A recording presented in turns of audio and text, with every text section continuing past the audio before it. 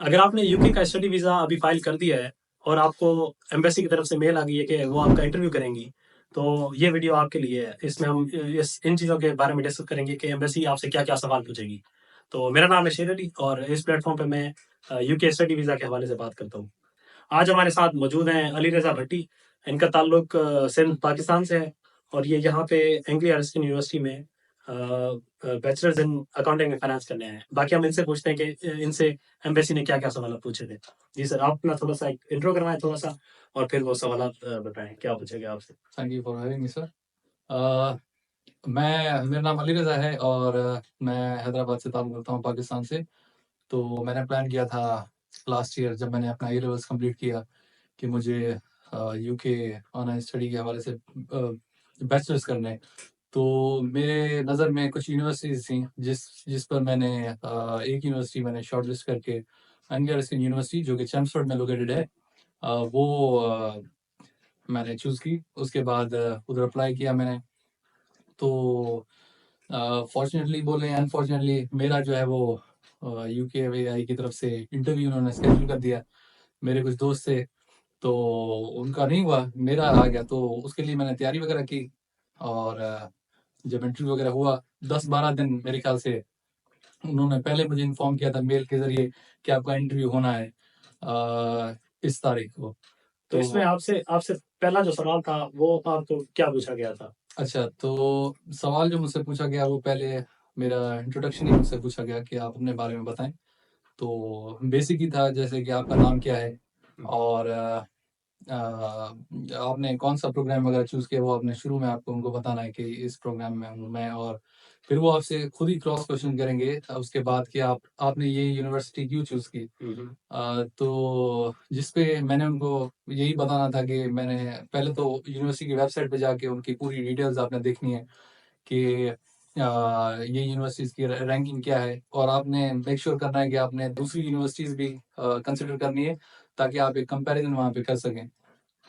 तो कंपैरिज़न मैंने किया, तो ज़रूर मुझे यही दिखाना था कि ये यूनिवर्सिटी जो है मेरी दूसरी यूनिवर्सिटी के कंपैरिज़न में बेहतर है कंपैरिज़न में आपकी बेहतर यूनिवर्सिटी। है। जी, ठीक तो है। वो मैंने उनको बताया।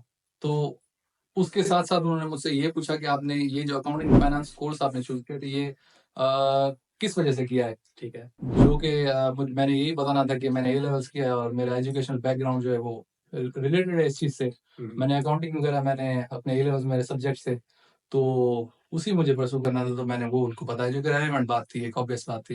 ठीक है। उसके बाद उन्होंने मुझसे ये सवाल किया कि जो आपने अच्छा मैंने उनको जो है वो उनको ये भी बताया था कि मेरे पास कुछ जॉब एक्सपीरियंसेस वगैरह भी हैं कि मैंने अपने फादर की कंपनी में एज़ एन अकाउंटेंट मैंने काम किया हुआ है। तो उन्होंने उस पर ये भी पूछा कि अच्छा, फिर उन्होंने उससे पहले मुझसे ये पूछा था कि आप आगे चल के ये आपको डिग्री कहाँ पर ले जाएगी? आप क्या फ़ायदा इससे उठा सकते हैं? मैंने उनको बताया कि मुझे फाइनेंशियल एनालिसिस बनना है आगे चल के। और मैंने ये वहाँ पे मेंशन किया हुआ था कि मैंने एज़ एन अकाउंटेंट जो है वो मेरा प्रीवियस जॉब एक्सपीरियंस है। तो उन्होंने मुझसे एक क्रॉस क्वेश्चन किया जो कि मुझे थोड़ा उन्होंने कन्फ्यूज़ करने के लिए पूछा। तो कि आप आगे जाके फाइनेंशियल एनालिसिस आपने बताया, आप अकाउंटेंट क्यों नहीं बनना चाहते? आपकी फ़ील्ड भी अकाउंटिंग एंड फाइनेंस है, तो वो क्यों नहीं बनना चाहते? तो फिर उसपे एक आधा मिनट मैंने सोच के वहीं पे जवाब वगैरह बना के मैंने उनको बता दिया कि वो आपने क्या बताया था? मैंने ये बताया था कि उसमें जॉब सिक्योरिटी वगैरह नहीं है और कौन सी फ़ील्ड का आपने बताया कि जॉब सिक्योरिटी इसमें नहीं है?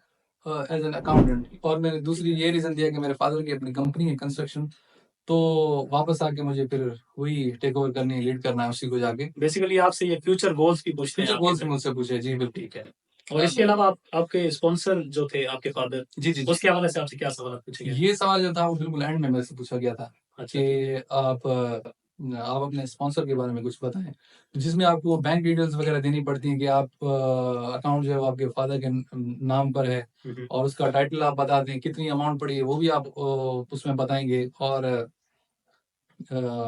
उस इंटरव्यू में आपने कोशिश करनी है कि आपने ये बार-बार उनको रिमाइंड करवाते रहना है कि मेरा जो मकसद है वो वापस आना है, अपनी मतलब कंट्री में आप वापस ही यहाँ आना आ रहे हैं सिर्फ़ है। एजुकेशन एजुकेशन हासिल के करेंगे लिए और फिर आप अपने मुल्क वापस वापस चले जाएँगे। वापस अपने मुल्क में जाना है। कभी भी ये इंटरव्यू मतलब उसको ना फील होने देंगे ये वहां जाकर कि यहाँ मुझे कहीं यहाँ रह जाएगा ये हाँ, आपने मैंने ये भी कोशिश की, मैं ये भी ना बताऊं कि मैं किसी इंटर्नशिप के लिए इधर ट्राई करूंगा या वहां जाऊंगा, ताकि ये क्योंकि ये फिर जो है वो मसले मसाइल बीच में पैदा कर सकते, तो इसको मैंने अच्छा सर, इसके अलावा आप ये मुझे बताएं कि आपको कोई अकोमोडेशन वगैरह के हवाले से पूछा गया था कि आपने अरेंज की हुई है यूके में या फिर नहीं की हुई?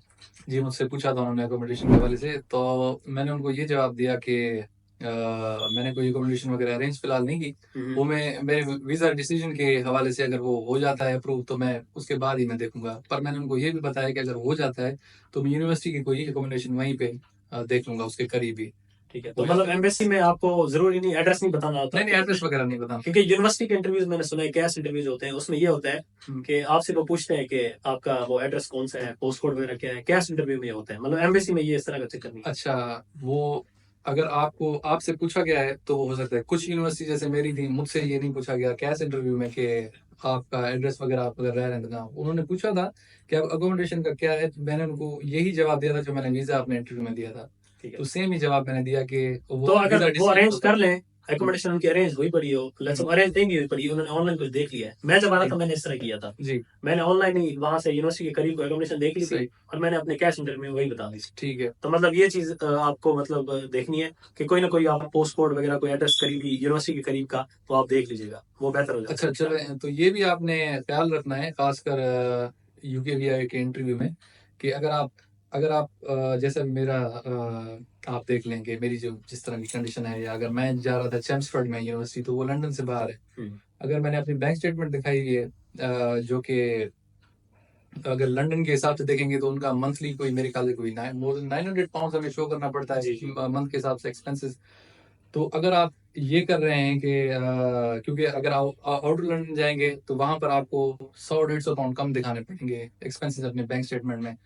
अगर आप वहां पर जाकर बाहर जाकर अपना रिहाइश वगैरह आपकी यूनिवर्सिटी बाहर है और आप इंटरव्यू में ये बता दें कि मैं लंदन में रहूंगा और बैंक स्टेटमेंट आपकी मैच नहीं होती है उन एक्सपेंसेस से, तो ये आपके लिए मसला हो सकता है, वो आप रिजेक्ट भी कर सकते तो हैं। वो सारा डाटा आपका मैच होना चाहिए। डेटा आपका मैच होना चाहिए। अगर यूनिवर्सिटी बाहर है, बैंक स्टेटमेंट आपने बाहर की दिखाई है जो कि कम है, बाहर की ऑब्वियसली कम होती है बैंक स्टेटमेंट जो होती है लंदन से, तो वो आपने मेक श्योर करना है कि लंदन, अगर मैं आप लंदन में यूनिवर्सिटी है लंदन में ही रह रहे हैं या तो वो बैंक स्टेटमेंट के हिसाब से आप चलें, ये सारा अकोमोडेशन का हो गया।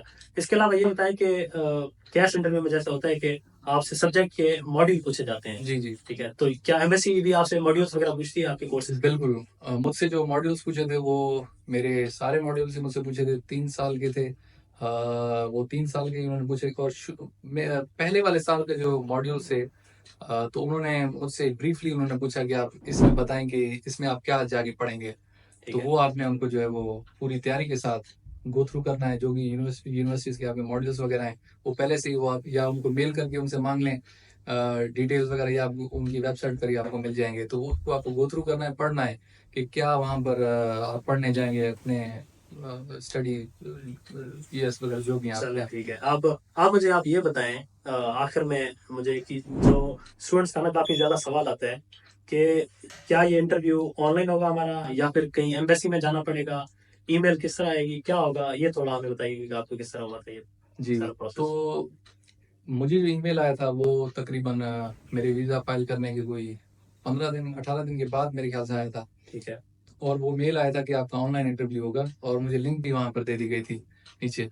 तो एक सर्टन डेट पर उन्होंने बोला कि इस तारीख पे आपको जाना है और बस वो लिंक ज्वाइन करनी है आपको, और वो सजेस्ट करते हैं कि आप लैपटॉप के थ्रू आए ऑनलाइन, तो फ़ोन को जो है वो बोलते हैं कि उस पर ना आए, तो लैपटॉप पर ही आपको ऑनलाइन ही आपको देना पड़ता है वो बेसिकली आजकल जितने भी इंटरव्यूज हैं वो सारे ऑनलाइन हो रहे हैं, फिजिकल ऑनलाइन। फिजिकल कुछ भी नहीं हो रहा। फिजिकल मेरी नज़र में तो कोई ऐसा नहीं गुजरा जो ठीक है, फिजिकल, लेकिन ये है कि मेरे दोस्त वगैरह हैं कुछ ये इंडिया में मैंने सुना है कि इंडियंस के जो ना वो एम्बेसी में जाके फिजिकल इंटरव्यूज हो रहे हैं, बट पाकिस्तान में मोस्टली जिस तरह आप बता ऑनलाइन। रहे हैं जी जी तो बिल्कुल। वो ऑनलाइन ही हो रहे हैं। जी बिल्कुल।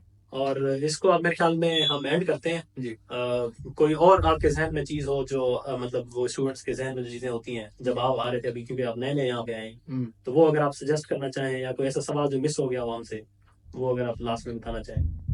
अच्छा, तो इंटरव्यू के हवाले से मैं ये बताना चाहूँगा कि आप लोगों ने अपने इंटरव्यू में बिल्कुल काम रहना है वहाँ पर, और पैनिक नहीं करना। अगर आपको कोई वो सवाल जवाब आपसे अगर कुछ सवाल अगर वो आपसे पूछ रहे हैं कोई, तो आपने कोशिश करनी है कि अपना टाइम लेकर आपको उसको जवाब देना है। ज़रूरी नहीं कि आप जो है वहाँ पर कन्फ्यूज़ हो जाएँ और कोई भी आपको जवाब आए, वो क्योंकि आपका जो आंसर होगा वो अफ़ेक्ट करेगा आपके वीज़ा डिसीज़न को।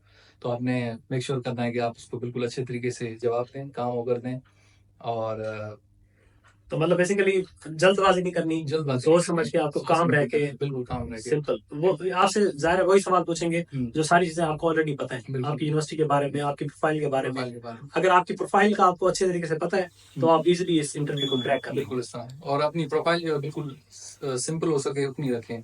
उसमें झूठे कोई जॉब एक्सपीरियंसेस वगैरह नहीं दिखाने, क्योंकि अगर आप वो दिखाएँगे तो वो आपको उस तरीके से क्वेश्चन करता रहेगा और आप सिर्फ जो है वो कन्फ्यूज़ होते कंफ्यूज हो जाएँगे। जाएंगे। बिल्कुल, कि भाई ये मैंने किया था, ये तो मैंने किया भी नहीं था, सही, तो सही। ये इसको किस हाँ, तरह मतलब जवाब लेट्स दें? सपोज़ तो हाँ, आपने कोई फ़ील्ड की उधर जी, जी, एक्सपीरियंस डाल दिया है बिल्कुल। और वो आगे आपसे पूछ लेता है उस कि हवाले से अगर सवाल पूछ लेते तो आपके तो लिए आपको नहीं आता होगा तो आपके लिए मसला मसला हो हो जाता जाएगा। है, बिल्कुल।